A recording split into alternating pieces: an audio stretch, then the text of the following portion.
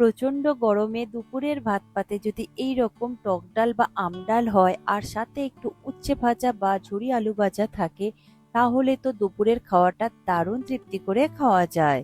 আর আম ডাল সবাই ভালো বানাতে পারেন, তবে আমি কিভাবে বানাই তা আজ আপনাদের সাথে শেয়ার করব। নমস্কার বন্ধুরা, কিচেন টেকনিকে আপনাদের সবাইকে স্বাগত। আমি মধুমিতা। আজ নিয়ে এসেছি দারুণ স্বাদের একটা রেসিপি। চলুন দেখে নেওয়া যাক আজকের রেসিপি। টক ডাল বা আম ডালের জন্য আমি এখানে একটা মিডিয়াম সাইজের আম নিয়েছি। আমটা এবার খুব ভালো করে আমি খোসা ছাড়িয়ে নেব।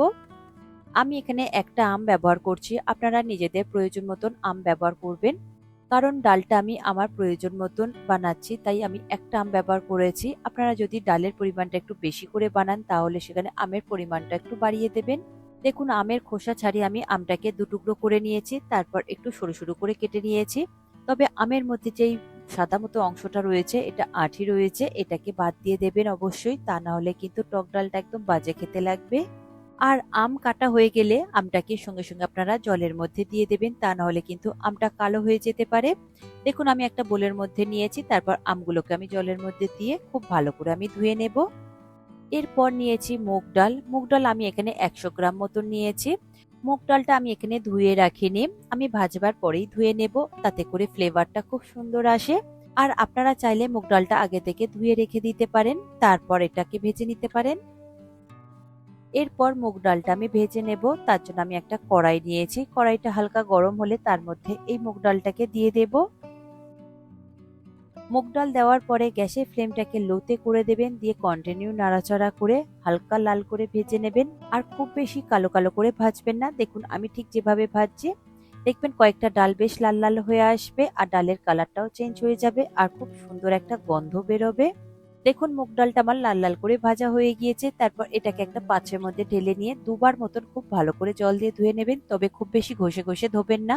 বেশি হাত দিয়ে ঘষে ঘষে ধুলে এর সুন্দর ফ্লেভারটা চলে যায়। এরপর ওই কড়াইয়ের মধ্যে আমি পরিমাণ মতো জল দিয়ে দেব, জলটাকে হালকা গরম করে নেব। দেখুন, ডালটা আমি খুব ভালো করে দুবার জল পাল্টে ধুয়ে নিয়েছিলাম। এই ডালটাকে এবার আমি ওই জলের মধ্যে দিয়ে দেব। এরপর দিয়ে দেব হাফ চা চামচ নুন, আর দিয়ে দেব সামান্য একটু হলুদ গুঁড়ো। নুন আর হলুদ গুঁড়ো দিয়ে খুব ভালো করে একবার মিশিয়ে নেব। নুন আর হলুদ দিয়ে ডাল সিদ্ধ করলে ডালের কালারটা যেমন সুন্দর আসে আর ডালটাও তাড়াতাড়ি সিদ্ধ হয়ে যায়। এরপর গ্যাসের ফ্লেমটাকে হাইতে দেবেন, দিয়ে ডালটাকে ফুটতে দেবেন। দেখুন, ডালটা ফুটতে শুরু করেছে। উপরে যেই ফেনাটা উঠেছে সেই ফেনাটাকে আপনারা খুব ভালোভাবে এইরকম হাতার সাহায্যে তুলে ফেলে দেবেন। এই ফেনাটা ফেলে দিলে ডালটা খুব সুন্দরভাবে তাড়াতাড়ি সিদ্ধ হয়ে যায়। আর এই ফেনার মধ্যে অনেক সময় ময়লা থাকে, তাই এটা ফেলে দিলে ময়লাটাও বাইরে বেরিয়ে যায়।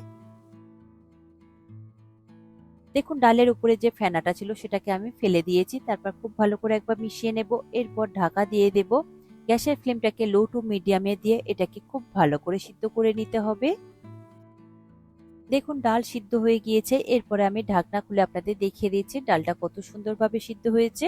জলটা দেখুন একদম কমে গিয়েছে আর ডালটা একদম পারফেক্ট সিদ্ধ হয়েছে। এই রকমই আপনারা সিদ্ধ করে নেবেন।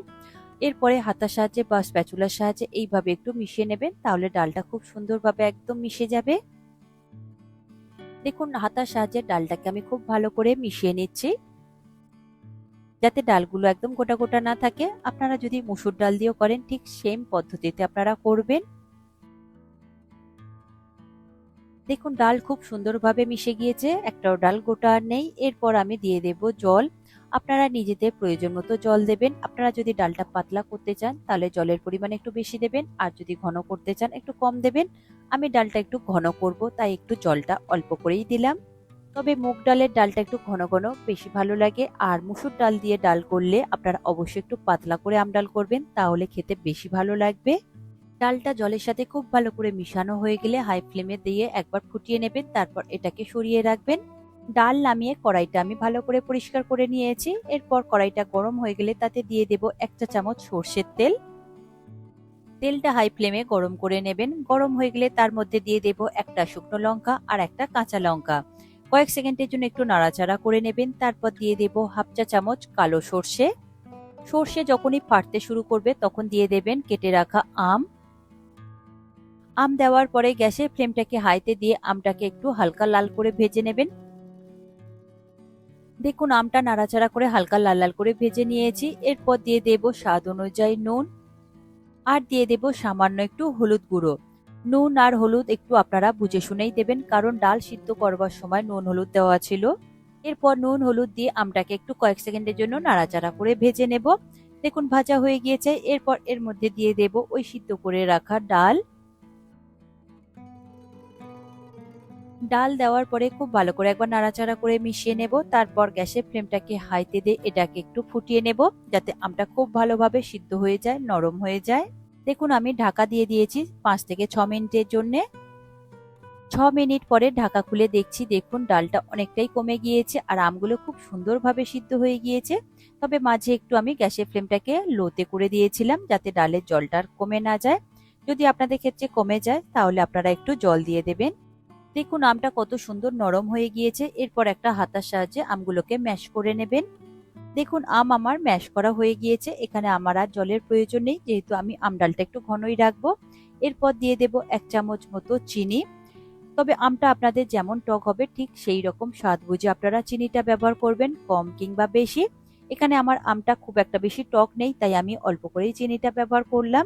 চিনি দেওয়ার পরে খুব ভালো করে একবার মিশিয়ে নেব, তারপর একটু ফুটিয়ে নেবেন। এরপর গ্যাসের ফ্লেমটাকে বন্ধ করে দেবেন। দেখুন রেডি হয়ে গেল আমার আজকের রেসিপি মুগ ডাল দিয়ে আম ডাল বা টক ডাল। আমি ফ্লেম অফ করে দিয়েছি। তারপর ঢাকা দিয়ে কয়েক মিনিটের জন্য একটু রেখে দেবেন স্ট্যান্ডিং টাইমে। তারপর এটা গরম গরম ভাতের সাথে পরিবেশন করবেন, অসম্ভব সুন্দর খেতে লাগে। আর যে কোনো রান্না একটু স্ট্যান্ডিং টাইমে রেখে দেওয়ার পরে পরিবেশন করলে তার স্বাদ আর ফ্লেভারটা কিন্তু বেশি সুন্দর আসে। এই রেসিপিটি আপনাদের কেমন লাগলো কমেন্টে অবশ্যই জানাবেন। আর যদি ভালো লেগে থাকে তাহলে লাইক শেয়ার করবার অনুরোধ রইল। সাথে এই রকম সব নিত্য নতুন রেসিপি পাওয়ার জন্য কিচেন টেকনিককে সাবস্ক্রাইব করে রাখবেন। আজ তাহলে এই পর্যন্ত, আবারও দেখা হবে অন্য কোনো রেসিপির সাথে। সবাই ভালো থাকবেন, সুস্থ থাকবেন, আর ভিডিওটি পুরো দেখার জন্য অসংখ্য ধন্যবাদ।